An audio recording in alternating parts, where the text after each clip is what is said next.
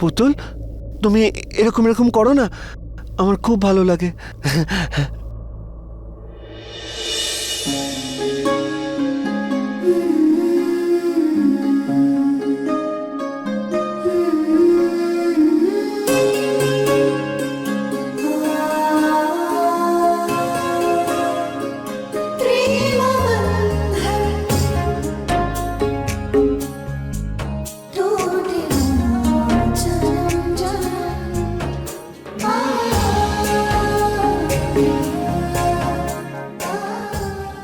Sorry Harsh, আজ আমার জন্য নিতিন তোমার গায়ে হাত তুলল। আজ আমার জন্যই তোমাকে সবার কাছে নিতিনের কথাটা লুকোতে হলো।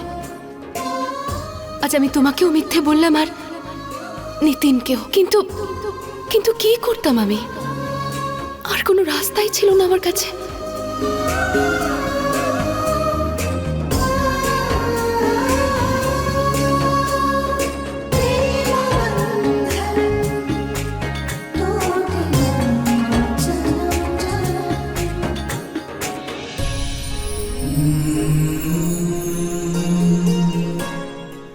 পুতুল,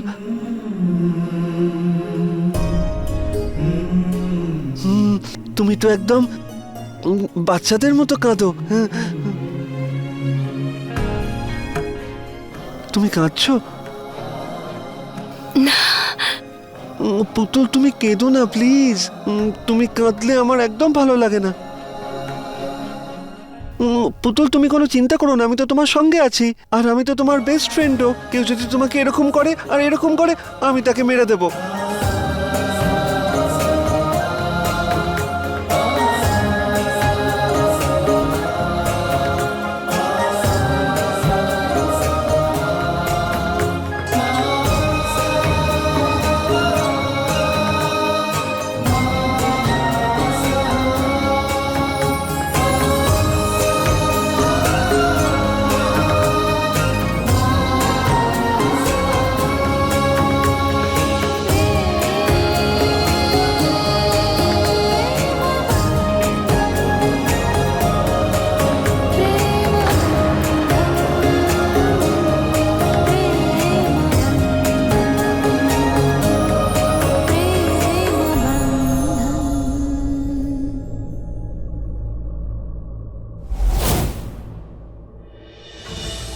তুমি আজ ওকে কান্না থেকে আটকাবে, কিন্তু কালকে কি করবে?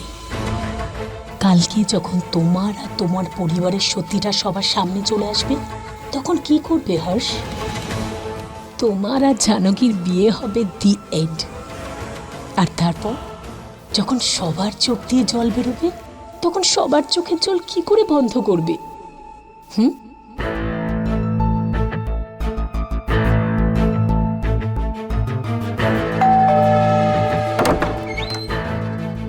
নমস্কার আঙ্কেল। বলুন। আসলে আমি হচ্ছি শ্বেতার ফ্রেন্ড। শ্বেতা আছে বাড়িতে? না, ও তো 1 মাস ধরে নিখোঁজ। 1 মাস? দিরও তো বিয়ে হয়েছে 1 মাস হয়েছে সবে। সরি আঙ্কেল, আপনি কি বলতে পারবেন ও কোথায় আছে? বাবা, আমি নিজেই খুব চিন্তিত। আমি পুলিশের রিপোর্ট লিখিয়েছি, ওনারাও কিছু করছেন না। নিখোঁজ হওয়ার আগে সেটা ওর কোন বান্ধবীর বিয়েতে গেছিল, তারপর থেকে ও আর ফিরেই আসেনি। আঙ্কেল, যাওয়ার আগে ও নিজের বন্ধুর নামটা বলে গেছিল কি? না তো বাবা, ও কিছুই বলেনি। তুমি তো শ্বেতার বন্ধু, ওকে খুঁজতে আমায় সাহায্য করবে? অবশ্যই আঙ্কেল, করব আমি। 1 মিনিট।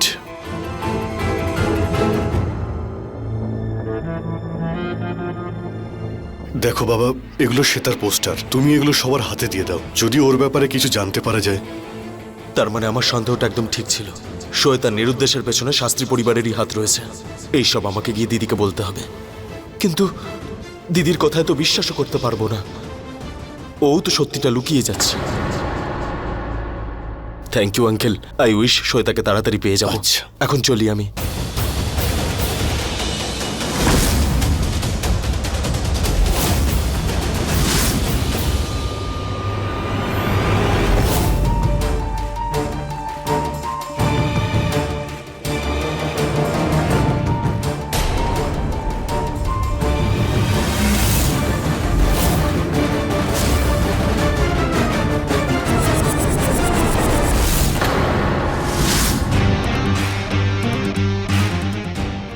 রিপোর্টার যে হর্ষের ছবি তুলেছিল, ওই এডিটর যে উল্টোপাল্টা প্রশ্ন করছিল আমাকে,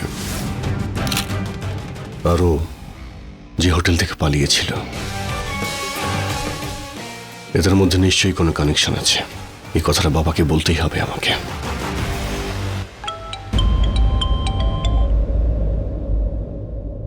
হ্যালো, হ্যাঁ নিতিন। হ্যাঁ দি, আমি তোর বাড়ির নিচে দাঁড়িয়ে আছি, তুই তাড়াতাড়ি নিচে আয় একবার। এত রাতে? কিন্তু এখন কেন নিতিন, কি হয়েছে? তুই তাড়াতাড়ি একবার নিচে আয়।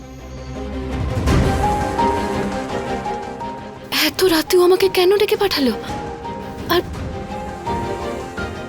আমি যাব কি করে? কেউ যদি দেখে ফেলে তাহলে কি করব এখন?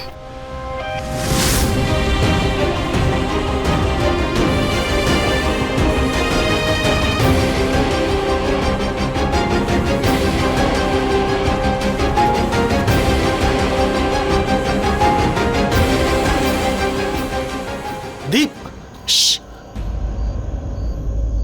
এত জোরে চিৎকার করবি নাকি? পাগল লেগেছিস? কি করছিস এত রাতে এখানে? আসার কি দীপ, দরকার ছিল? তোকে একটা জিনিস দেখাতে চাই আমি। কি দেখাবি এত রাত্রে? দেখাচ্ছি তোকে। এই মেয়েটাকে চিনতে পারছিস? এই মেয়েটা?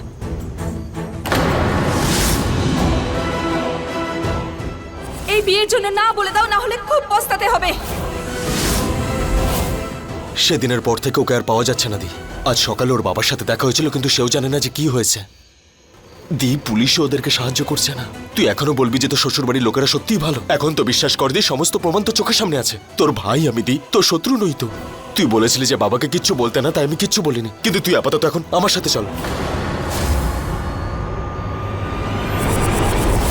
মাথা খারাপ হয়ে গেছে নাকি? আমি তো জানো সত্যি কি? কথা বলছি।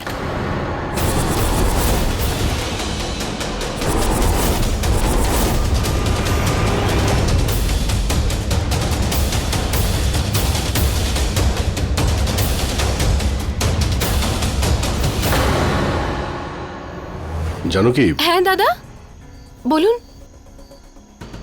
এত রাতে তুমি এখানে কি করছো? কার সঙ্গে কথা বলছিলে? কে ওখানে? কেউ নেই দাদা ওখানে। অ্যাকচুয়ালি আমার ঘুম আসছিল না তো, তাই সেই জন্য একটু হাওয়া খেতে এসেছিলাম।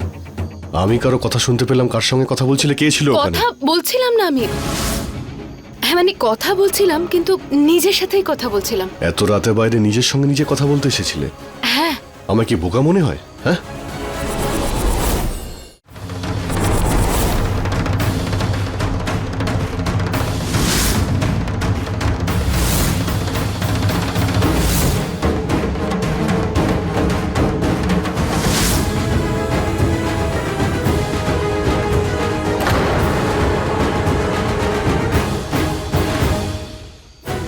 মিথ্যে বলো না, সত্যি করে বলো, এখানে কে ছিল? বলো দাদা আমি আমাকে। কখন থেকে বলছি আপনাকে, কেউ ছিল না এখানে। Why don't you believe me? Actually আমার না হর্ষের জন্য ভীষণ টেনশন হচ্ছে। আসলে ওর প্রাণের ঝুঁকি আছে তো।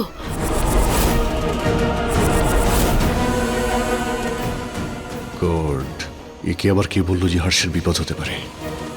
তুমি কি করে জানলে হর্ষের বিপদ হতে পারে? ওই ওই দিন আপনি আর বাবা কথা বলছিলেন না যে ওর কেউ কোনো ক্ষতি করে দিতে পারে, তাই দাদা আমার সত্যি টেনশন হচ্ছে। আপনি প্লিজ ওর দিকে একটু খেয়াল রাখবেন।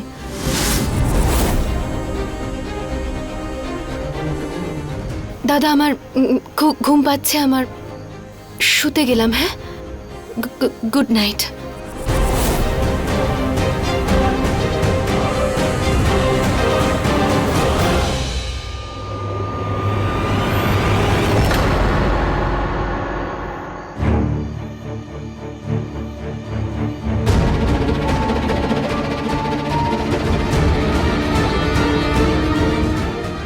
আমার এমন কেন মনে হচ্ছে ও আমার কাছে কিছু লুকোচ্ছে? কিছু তো নিশ্চয়ই আছে।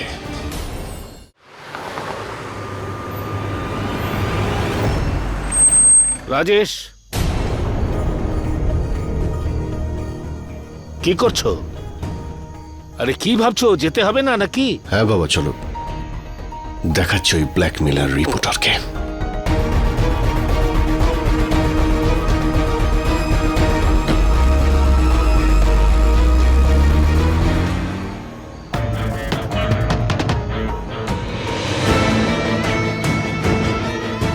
এরা দুজন এখন কোথায় যাচ্ছে? রাজেশকে দেখার পর দি ভয় পেল কেন? কিছু তো গন্ডগোল রয়েছে, আমাকে খোঁজ করতেই হবে। দাদা, ওই গাড়িটাকে ফলো করুন।